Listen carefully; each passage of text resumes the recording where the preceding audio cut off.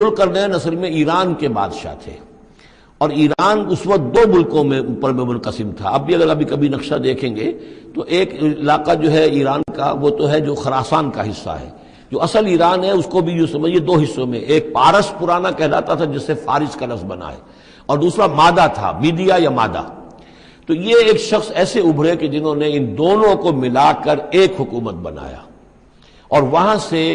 سلطنت ایران کا جو یوں سمجھیے کہ جو ان کا ایک سنہرا دور ہے، اور ان کی عظمت و سطوت جس کی کہ وہ بہت زیادہ جس پر فخر کرتے ہیں، اس لیے کہ ایرانی قوم بڑی نیشنلسٹ ہے، نسل پرست ہے، ان کے اندر اپنی تاریخ پر، اپنی روایات پر جو ہے وہ بہت ان کو فخر ہے۔ تو وہاں سے وہ دور شروع ہوا، اور انہوں نے پھر اس علامت میں کہ میں نے دو ملکوں کو جوڑ کر ایک بنایا ہے، اپنے تاج کے اندر دو سینگ لگا لیے تھے، اور وہ جو ہے ذوالقرنین یہ لقب ان کا ہو گیا تھا۔ اس کے حوالے سے سوال کیا گیا، اور اس کے بارے میں تفصیل جو اگلے رکوع میں آئے گی۔ اعوذ باللہ من الشیطان الرجیم، بسم اللہ الرحمن الرحیم۔ وَيَسْأَلُونَكَ عَنْ ذِي الْقَرْنَيْنِ قُلْ سَأَتْلُو عَلَيْكُم مِّنْهُ ذِكْرًا صدق اللہ العظیم۔ ذوالقرنین کے بارے میں آپ کو بتا چکا ہوں کہ ان کا نام تاریخ میں جو مشہور ہے وہ کیخسرو یا سائرس، اور انہی سے اصل میں ایران کی عظمت کے دور کا آغاز ہوا تھا۔ چنانچہ تقریباً میں سمجھتا ہوں کہ شاید 25-30 سال پہلے کی بات ہے، جب شہنشاہ ایران، اس وقت جب کہ ان کی بادشاہت جو ہے وہ بڑے عروج پر تھی، انہوں نے 2500 سالہ برسی منائی تھی انہی کیخسرو کی، سائرس کی۔ ان کی قبر جو ہے مقبرہ وہ دریافت ہو گیا تھا، اور وہاں پر ان کا ایک مجسمہ بھی دریافت ہوا تھا کھدائی پر۔ اس مجسمے میں وہ دو لگے ہوئے تھے سینگ بھی۔ اس موضوع پر سب سے پہلے مولانا ابوالکلام آزاد مرحوم نے، جو اپنی ترجمان القرآن کے نام سے انہوں نے مختصر ترجمہ اور تفسیر لکھی ہے، اس میں بڑے تفصیلی نوٹس لکھے ہیں۔ سب سے پہلے اہل علم کے حلقے میں ان کے بارے میں جو معلومات ہیں وہ ان کے ذریعے سے آئی ہیں، اب یہ تقریباً یونیورسلی ایکسیپٹڈ ہے۔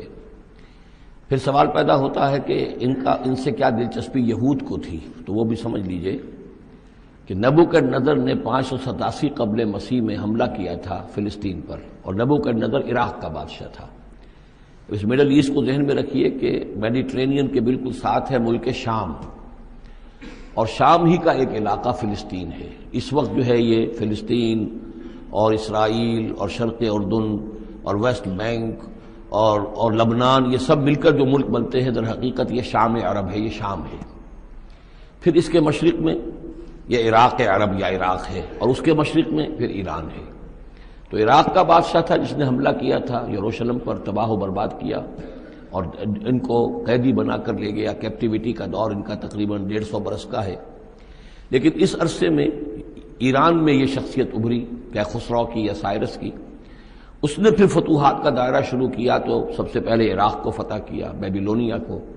اور یہاں پر جو یہ اسیر تھے یہودی، ان کو اجازت دے دی کہ تم واپس جاؤ، اپنا یروشلم آزاد کرو، اپنے جا کر آباد کر لو دوبارہ۔ تو گویا کہ یہ محسن ہیں ان کے، ذوالقرنین جو ہے ان کے محسن ہیں، جن کی وجہ سے کہ جن کے ذریعے سے اللہ تعالیٰ نے انہیں بیبیلونیا یعنی عراق کی کیپٹیوٹی جو ان کی اسارت کا دور تھا اس کو ختم کیا، آزادی ملی، اور پھر یہ واپس آئے۔ حضرت عزیر علیہ السلام کے ساتھ قافلہ آیا ہے، اور وہ تقریباً پھر انہوں نے آ کر یہاں اثر نو اس شہر کو بھی آباد کیا، اور ہیکل جو ہے حضرت سلیمان علیہ السلام کا بنایا ہوا جو وہ عبادت خانہ تھا اس کو دوبارہ تعمیر کیا۔ اس اعتبار سے ذوالقرنین جو ہے وہ ان کی تاریخ میں ایک معروف شخصیت ہے۔ تاریخ سے معلوم ہوتا ہے کہ انہوں نے پھر ایران کی پہلی حکومت کو کنسولیڈیٹ کر کے پارس اور مادہ کو ملا کر ایک سلطنت ایران بنائی۔ پھر ان کی فتوحات کے 3 دائرے ہیں۔ مغرب کی طرف میڈیٹرینین تک پورا علاقہ فتح کر لیا، مشرق میں پھر یہ ہمارا جو مکران تک کا علاقہ ہے، یہ سارا کا سارا علاقہ ایران کے ساتھ ہی ملتا ہوا ہے، بلوچستان، مکران، یہ پورا علاقہ انہیں فتح کیا۔ ایک مہم ان کی شمال کی طرف گئی، بحیرہ کیسپین جو ہے، اور ادھر سے جو وہ بلیک سی ہے، بحیرہ اسود، ان دونوں کے درمیان جو پہاڑی سلسلے ہیں، یہ شمال کی طرف جو ہے تیسری مہم گئی۔ جیسے کہ حضرت عمر رضی اللہ تعالیٰ عنہ کے عہد میں بھی 3 لشکر نکلے تھے مسلمانوں کے جزیرہ نما عرب سے۔ ایک لشکر شام سے ہوتا ہوا پھر مصر کی طرف گیا ہے، ایک لشکر عراق سے ہوتا ہوا ایران کی طرف گیا ہے، اور ایک لشکر سیدھا شمال کی طرف گیا ہے اور کوہ کاف تک جو ہے جس کو کوکیشیا کہتے ہیں وہاں تک کی فتوحات حاصل کی مسلمانوں نے۔ تو تقریباً یہی سمجھیے کہ ایک بلو پرنٹ تھا جو کہ یعنی ہمارے اس دور خلافت راشدہ سے یہ سمجھیے کہ لگ بھگ کوئی 2000 سال قبل جو ہے یہ واقعہ پیش آیا ہے، یا بلکہ اس سے کم، کوئی 1500 سال قبل یہ واقعہ پیش آیا ہے، اور یہ ذوالقرنین جو ہے یہ یہاں پر ایک بڑی عظیم سلطنت کے بانی بنے، لیکن نیک آدمی تھے۔ اور معلوم یہ ہوتا ہے کہ یہ اصل میں جو کہانیاں ہیں، یہ ان کے داستانیں ہیں کہ ان کو قتل کیا جانا تھا۔ یہ کہیں شہزادے تھے کسی چھوٹی سی مملکت کے، اور وہاں سے ان کو کسی نے بچایا کسی طریقے سے، اور پھر یہ صحرا میں رہے روپوش، اور وہاں کسی نبی کی تعلیم سے ان کو آشنائی ہوئی ہے۔ ہو سکتا ہے کوئی اسرائیلی نبی ہی کی تعلیم ہو، یہ بھی ہو سکتا ہے کہ زرتشت جو ہیں وہ بھی کوئی اللہ کے نبی ہوں اور ان کی تعلیم ان تک پہنچی ہو، لیکن خود ان کا کردار جو قرآن پیش کر رہا ہے وہ بہت ایک نیک مومن صالح ایک بندہ مومن اس کا کردار ہے۔ یہ کردار جو ہے کسی بھی درجے میں 1% بھی جو ہے وہ کسی اور دوسرے فاتح پر یا کسی اور حکمران کے اوپر جنہیں بھی ہم جانتے ہیں تاریخی اعتبار سے ان پر منطبق نہیں ہوتا، یہ انہی کی شخصیت ہے۔ وَيَسْأَلُونَكَ عَنِ ذِي الْقَرْنَيْنِ، اور اے نبی آپ سے پوچھ رہے ہیں ذوالقرنین کے بارے میں، قُلْ سَأَتْلُو عَلَيْكُم مِّنْهُ ذِكْرًا، ان سے کہیے میں ان قریب تمہیں اس کے بارے میں کچھ حالات بتاتا ہوں۔ اِنَّا مَكَّنَّا لَهُ فِي الْأَرْضِ، ہم نے اسے زمین میں بڑا تمکن عطا کیا تھا، غلبہ عطا کیا تھا، وَآتَيْنَاهُ مِن كُلِّ شَيْءٍ سَبَبًا، اور ہم نے اسے ہر طرح کا ساز و سامان، وسائل و ذرائع، تمام اسباب جو ہیں فراہم کر دیے تھے۔ فَأَتْبَعَ سَبَبًا، تو انہوں نے پھر ایک مہم تیار کی، یعنی ایک فتوحات کا دائرہ مغرب کی طرف، حتی اذا بلغ مغرب الشمس، یہاں تک کہ جب وہ سورج کے غروب ہونے کی جگہ تک پہنچ گئے۔ اب یہ پرانے زمانے میں ظاہر بات ہے کہ پورا اس سے زیادہ نقشہ تو لوگوں کو معلوم بھی نہیں تھا، جب میڈیٹرینین کے ساحل پر پہنچ گئے تو معلوم ہے آگے تو سمندر ہے، اور سمندر میں پھر آدمی کو محسوس ہوتا ہے سورج ڈوبتا ہوا۔ اگر آپ ساحل سمندر پر کھڑے ہو کر دیکھیں تو معلوم ہوتا ہے سمندر میں سورج ڈوب رہا ہے، تو یہ گویا کہ مغرب الشمس بن گیا ان کے لیے، وہ یہ سورج کے ڈوبنے کی جگہ۔ حتی اذا بلغ مغرب الشمس، جب وہ پہنچ گئے سورج کے غروب ہونے کی جگہ، وجدھا تغرب فی عین حمیۃ، تو انہوں نے دیکھا اسے ڈوبتے ہوئے، وہ ڈوب رہا ہے ایک بڑے گدلے سے سمندر کے اندر۔ وہ جو وہاں کا سمندر ہے بڑا گدلا سا ہے، یہ ایجین سی وغیرہ جو کہلاتے ہیں یہ بہت گدلے سے پانی کے ہیں۔ ووجد عندها قوما، اور وہاں انہوں نے ایک قوم کو پایا مراد یہ کہ اس قوم پر انہیں فتح ہوئی، جنگ ہوئی، انہوں نے ان کو شکست دی، اور وہ قوم گویا کہ اب ان کے رحم و کرم پر ان کی گویا کہ وہ محکوم ہو گئی۔ قلنا یا ذوالقرنین، ہم نے کہا ذوالقرنین سے، اب یا تو یہ کہ یہ شاید نبی ہو، واللہ عالم، تو اللہ تعالیٰ کا اس طریقے سے براہ راست ان کو وحی کرنا، لیکن غیر نبی کو بھی اللہ تعالیٰ الہام کے ذریعے سے، جیسا کہ ہم نے دیکھا کہ وہ تو شہد کی مکھی کو بھی لفظ وحی آیا ہے، تو یہاں آیا ہم نے کہا اے قرنین، اور یہ بھی ہو سکتا ہے یہ صورتحال کی تعبیر ہو کہ گویا کہ وہ حالات زمان حال سے یہ کہہ رہے تھے۔ قلنا یا ذوالقرنین اما ان تعذب و اما ان تتخذ فیہم حسنا، کہ یا اے ذوالقرنین تمہیں اب پورا اختیار ہے، چاہو تو یہ جو مفتوح قوم ہے تمہاری اسے تم سزا دو، عذاب دو، ستاؤ انہیں، یا یہ کہ تم ان کے اندر اچھی روش اختیار کرو، ان کے ساتھ حسن سلوک کرو۔ قال، انہوں نے کہا اما من ظلم، جو کوئی ظالم ہے، بے انصاف ہے، ہو سکتا ہے اس سے مراد کفر اور شرک بھی ہو،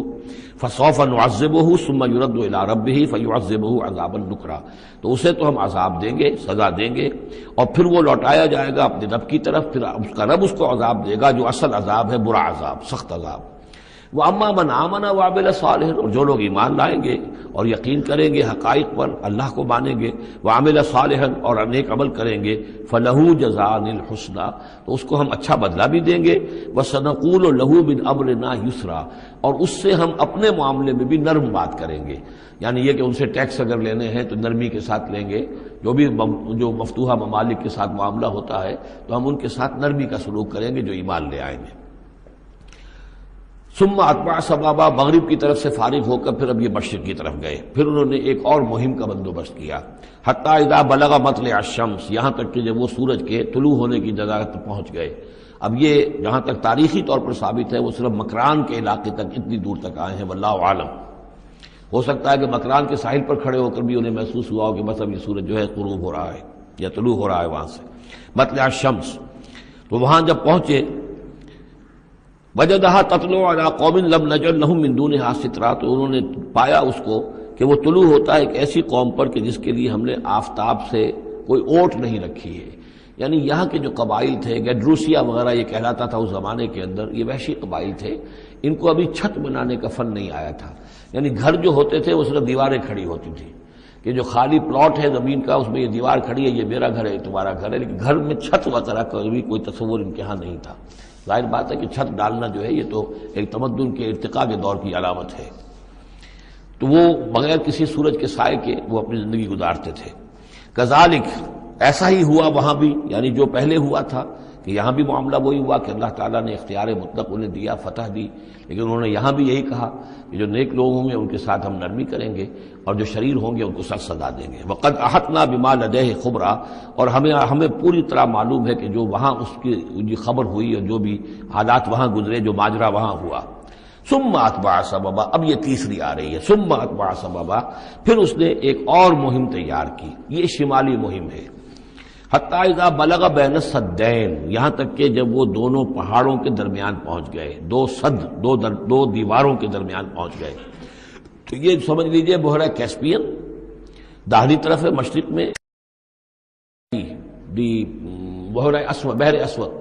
اس کے درمیان یہ سلسلہ کوہ ہے اور یہ پیرلل چلتے ہیں دو، اور ان کے درمیان سے پھر وہ درے ہیں کہ جن میں سے ہو کر شمالی علاقے سے جو وحشی قبائل تھے وہ آ کر یہاں حملہ کرتے تھے، تاخت و تاراج کرتے تھے، لوٹ مار کر کے چلے جاتے تھے، جن کو یاجوج ماجوج کہا گیا ہے. حتی اذا بلغ بین السدین، جبکہ یہ پہنچے ان دونوں دیواروں کے درمیان، وجد من دونہما قوما، تو انہوں نے پایا ان دونوں کے ورے ایسے لوگوں کو، لا یکادون یفقہون قولا، یہ لوگ بھی ایسے تھے غیر متمدن، کیونکہ بات سمجھتے نہیں تھے، یعنی زبان ایسی ہوگی کہ جو ان کی سمجھ میں نہیں آ رہی تھی، لیکن یہ کہ کسی نہ کسی ذریعے سے انہوں نے اپنا ایک مطلب، اپنی ایک عرضداشت پیش کی. قالوا یا ذا القرنین، انہوں نے کہا کہ اے ذو القرنین، ان یاجوج و ماجوج مفسدون فی الارض، یاجوج اور ماجوج جو قومیں ہیں یہ زمین میں بہت فساد مچانے والی ہیں. فہل نجعل لک خرجا، تو کیا ہم آپ کے لیے ایک سالانہ خراج مقرر کر دیں، الا ان تجعل بیننا و بینہم سدا، اس کے عوض کہ آپ ہمارے اور ان کے درمیان ایک سد تعمیر کر دیں، ایک دیوار حائل کر دیں کہ وہ ہم پر حملہ آور نہ ہو سکے، یعنی درے کو بند کر دیا جائے. یوں سمجھیے جس اصول پر کہ آج کل ڈیم بنتے ہیں. ڈیم کیا ہے کہ ایک پہاڑی سلسلہ یوں آ رہا ہے، ایک پہاڑی سلسلہ یوں آ رہا ہے، دریا درمیان میں سے گزر رہا ہے، آپ نے گزرگاہ پر ایک دیوار کھڑی کر دی تو یہ گویا کہ ایک آرٹیفیشل لیک کریٹ ہو گئی، پانی یہاں جمع ہو رہا ہے. تو اگر پہاڑی سلسلے دو چل رہے ہوں، ان کے درمیان جو راستہ ہے اس کو اگر بند کر دیا جائے، ایک دیوار کھڑی کر دی جائے اور اس دیوار کے مضبوط دیوار ہو، تو ظاہر بات ہے کہ پھر ادھر سے کوئی آ کر حملہ آور نہیں ہو سکتا، ان کے لیے ایک حفاظت کا سامان ہو جاتا ہے. یہاں یہ سمجھ لیجئے کہ یاجوج ماجوج سے کیا مراد ہے. حضرت یافس علیہ السلام، جو تین بیٹے تھے حضرت نوح علیہ السلام کے، سام، حام، یافس. سامی نسل کے بارے میں تو ہم نے بہت کچھ سمجھ لیا کہ حضرت ابراہیم بھی سامی نسل سے تھے، پھر قوم عاد بھی سام ہی کی نسل کی ایک شاخ تھی، قوم سمود بھی اسی کی شاخ تھی. یہ تمام جو ہے یہ تو سیمیٹک ریسز ہیں. حضرت یافس کی اولاد نے یہ سینٹرل ایشین ماؤنٹینز کا جو سلسلہ ہے اس کو کراس کیا اور شمال میں چلے گئے، اور شمال میں جا کر دائیں بائیں پھیل گئے. پھر یہ میدان ہے، ٹنڈرے کے میدان اور فلانے میدان اور بڑے بڑے کھلے میدان ہیں. تو گویا کہ ایشیا کو درمیان میں جو سلسلہ کوہ تقسیم کر دیتا ہے، ایک شمالی حصہ ہے، ایک اس کے جنوبی حصہ ہے. یہ شمالی میں چلے گئے اور جا کر پھر پھیلنے میں وہ مشرق کی طرف آئے تو چین اور ہند چینی تک یہ ساری قومیں جو ہیں یہ یلو ریسز، یہ انہی کی نسل سے ہیں. اور مغرب میں چلے تو روس، اور روس سے ہو کر روس کے ساتھ ملتا ہوا علاقہ ہے اسکینڈینیوین کنٹریز کے ساتھ، پھر وہاں سے وہ اتر کے اور یورپ کے بھی جو یہ مغربی ممالک ہیں، اینگلو سیکسنز جو ہیں، یہ بھی در حقیقت اسی سے اسکینڈینیوین کنٹریز سے اترے ہوئے لوگ ہیں. تو یوں سمجھ لیجئے کہ ویسٹرن یورپ اور ایسٹرن یورپ کا بھی خاص طور پر شمالی علاقہ، اور پورا یہ روس کا علاقہ، اور پورا صحرائے گوبی، اور پورا چین، اور وہاں تک جو ہے ہند چینی تک، یہ یافس کی نسل ہے. یافس کے جن بیٹوں کے نام تورات میں آئے ہیں، کئی نام ہیں، وہ کوئی ایک دو نہیں، ان میں گوگ اینڈ میگوگ بھی ہے، توبال بھی ہے، موسک بھی ہے. موسک ایک شخص کا نام ہے، اور ماسکو ہو سکتا ہے کہ اسی نے آباد کیا ہو اور وہیں سے وہ نام بنا ہو. توبال اور بالٹک سی جو ہے اس ایریا کے اندر جو ہے بالٹک سٹیٹس، توبال ان کے ایک بیٹے کا نام تھا. یہ تورات کے اندر نام دیے گئے ہیں. گوگ اینڈ میگوگ، جاجوج ماجوج، یہ بھی انہی کے بیٹوں کے. یہ تمام اقوام جو ہے یہ وحشی ہیں، اور یہ تاخت و تاراج کرنا، لوٹ مار کرنا، یہ ان کا طریقہ ہے، اور ان کا ہے ذکر جو یہاں پر ہو رہا ہے. یہ جو سیلاب آیا تھا، کولونیل سیلاب جو ہم پر آیا تھا، جس میں کہ یہ اینگلو سیکسنز تھے، یہ سب کے سب جو ہیں یہ اسی نارڈک ریسز سے ہیں، یہ بھی یاجوج اور ماجوج کی نسل ہیں۔ ایک سیلاب ان کا آ چکا ہے جو آیا تھا یورپ کے سے نکل کر، یہ کولونیل سیلاب آیا اور پوری دنیا کے اوپر چھا گیا تھا، ایشیا اور افریقہ کو انہوں نے فتح کیا، کولونائز کیا۔ اب اگرچہ ان کی وہ بساط ایک دفعہ تو لپیٹ دی گئی ہے، وہ واپس چلے گئے ہیں، انڈائریکٹلی ہم پر حکومت کر رہے ہیں۔ ابھی ان کے جو ملٹی نیشنلز ہیں ان کے ذریعے سے یا بینکوں کے ذریعے سے، IMF کے ذریعے سے، ورلڈ بینک کے ذریعے سے انڈائریکٹ حکومت ہے جو نیو ورلڈ آرڈر ہے۔ لیکن یہ ہے کہ ابھی ایک اور جو سیلاب ان کا آنے والا ہے وہ آتا ہے احوال قیامت کے معاملات میں۔ آرمگڈون کے بعد جب حضرت مسیح علیہ السلام کا نزول ہو چکے گا اور یہودیوں کا خاتمہ ہو چکے گا، اور پھر یہ کہ تمام جو عیسائی ہیں وہ مسلمان ہو جائیں گے، عیسائیت ختم ہو جائے گی حضرت مسیح علیہ السلام کے آنے کے بعد، اور مسلمان اور عیسائی مل کر ایک ملت بن جائیں گے، سب مسلمان ہوں گے۔ اس کے بعد آخری سیلاب پھر آنا ہے جو اس کے خلاف وہ احادیث میں آتا ہے، پھر وہ یاجوج اور ماجوج کا ہوگا۔ اور میرے نزدیک یہ یاجوج اور ماجوج جو ہے وہ ایسٹرن علاقے سے آئیں گے، چائنا وغیرہ سے، ہند چینی سے۔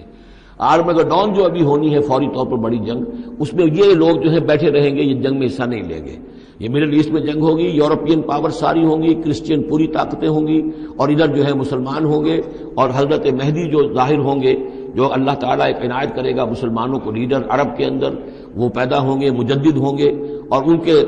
کے ذریعے سے عرب کے اندر ایک اسلامی حکومت بھی قائم ہوگی۔ لیکن ان کے لیے مدد کے لیے خراسان کے علاقے سے فوجیں آئیں گی، مشرق سے آئیں گی، اور یہ علاقہ جو ہے وہ ہے جو ہمارے قریب ہے اور ہم بھی اسی علاقے میں ہیں۔ اللہ تعالیٰ ہمیں توفیق دے کہ یہاں وہ ہم پہلے اس نظام میں خلافت قائم کریں، تاکہ یہاں سے پھر فوجیں جائیں اور حضرت مسیح کے ساتھ ہو کر اور حضرت مہدی کے ساتھ ہو کر عیسائیوں اور یہودیوں کے ساتھ جنگ کریں، اور بالآخر پھر یہ کہ پوری دنیا میں اسلام کا بول بالا ہوگا۔ لیکن جب یہ ہو چکے گا اس کے بعد ایک سیلاب پھر آئے گا یاجوج اور ماجوج کا۔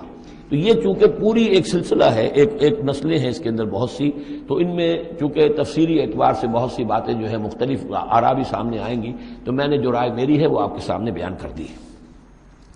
اس وقت بھی وہ یاجوج ماجوج تھے جو ان شمالی دروں سے آ کر حملے کرتے تھے۔ الا ان تجعل بیننا وبینہم سدا،